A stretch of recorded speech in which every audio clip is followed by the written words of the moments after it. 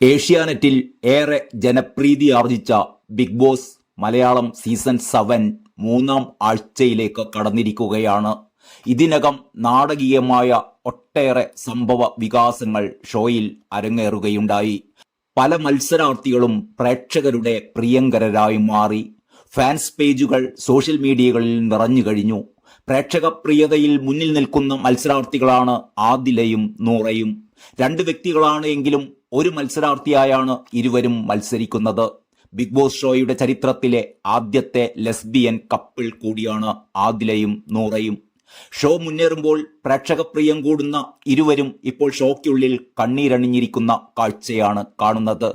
മനസ്സുരുകി കണ്ണീരണിഞ്ഞ ആദിലയുടെയും നൂറയുടെയും ഫോട്ടോകളും പോസ്റ്ററുകളും സോഷ്യലിടങ്ങളിൽ ചർച്ചയായി കഴിഞ്ഞു. ഇവരോട് അധികം അടുപ്പം വേണ്ടെന്ന് അക്ബറിനോട് അദ്ദേഹത്തിന്റെ ഉമ്മ പറഞ്ഞുവെന്നും ഇതാണ് ആദില നൂറ കോംബോയെ വിഷമിപ്പിച്ചതെന്നുമാണ് സംഭാഷണത്തിൽ നിന്നും വ്യക്തമാകുന്നത്. ഇമോഷണലി ഞാൻ ഭയങ്കര ഡൗൺ ആയിപ്പോയി, ചത്തുപോയില്ലെന്നേയുള്ളൂ. കാരണം ഇതൊന്നും ഞാൻ പ്രതീക്ഷിച്ച കാര്യമല്ല. നമ്മൾ ആരാണ്, നമ്മുടെ ഐഡന്റിറ്റി, നമ്മുടെ വ്യക്തിത്വം എല്ലാം ഒരാൾക്ക് ബുദ്ധിമുട്ടാണ് എങ്കിൽ നമുക്ക് എന്താണ് ചെയ്യാൻ കഴിയുക? നമ്മൾ നമ്മുടെ ഗെയിം കളിക്കുക എന്നേയുള്ളൂ. അതിന് ചോദിച്ച് ക്ലാരിഫിക്കേഷൻ കിട്ടണമെന്ന് എനിക്കില്ല. പുള്ളി ഇനി കേട്ടില്ലെങ്കിലോ അങ്ങനെയൊന്നും വിചാരിക്കേണ്ടെന്നാകും നമുക്ക് കിട്ടുന്ന മറുപടി.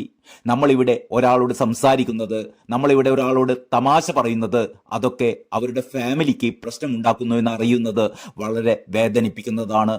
അതെൻ്റെ ഉള്ളിലുണ്ട് എന്നാണ് നൂറ ഏറെ വിഷമത്തോടെ ആദിലയോട് പറയുന്നത്. അതേസമയം ആദില മറുപടി പറയുന്നു, എല്ലാവരെയും മനസ്സിലാക്കണമെന്നില്ലല്ലോടാ. നമ്മുടെ വാപ്പയ്ക്കും ഉമ്മയ്ക്കും വരെ നമ്മളെ മനസ്സിലായിട്ടില്ല, പിന്നെയാണോ മറ്റുള്ളവർ? അങ്ങനെ വിചാരിക്കുന്നതിൽ എന്തിതാ ഉള്ളത് എന്നാണ് ആദില പറയുന്നത്. ഈ വീട്ടിൽ ഒരു കുടുംബത്തെ പോലെ കണ്ട ആൾക്കാരുടെ കുടുംബക്കാരിങ്ങനെയൊക്കെ പറയുമ്പോൾ ഒരു സങ്കടം. ഇതൊന്നും നമ്മൾ പ്രതീക്ഷിക്കുന്ന കാര്യമല്ലല്ലോ. ഇനി മുതൽ അത് പ്രതീക്ഷിക്കാം അല്ലേ എന്ന് നൂറയും തിരിച്ചു പറയുന്നു. ഇതെല്ലാം പറയുമ്പോൾ ഇരുവരുടെയും കണ്ണുകൾ നിറഞ്ഞൊഴുകുന്നത് വീഡിയോയിൽ കാണാനാവും. പിന്നാലെ നിരവധി പേരാണ് ആദിലയെയും നൂറയെയും പിന്തുണച്ചും ആശ്വാസവാക്കുകൾ അറിയിച്ചും കൊണ്ട് സോഷ്യൽ മീഡിയയിൽ എത്തിയിരിക്കുന്നത്.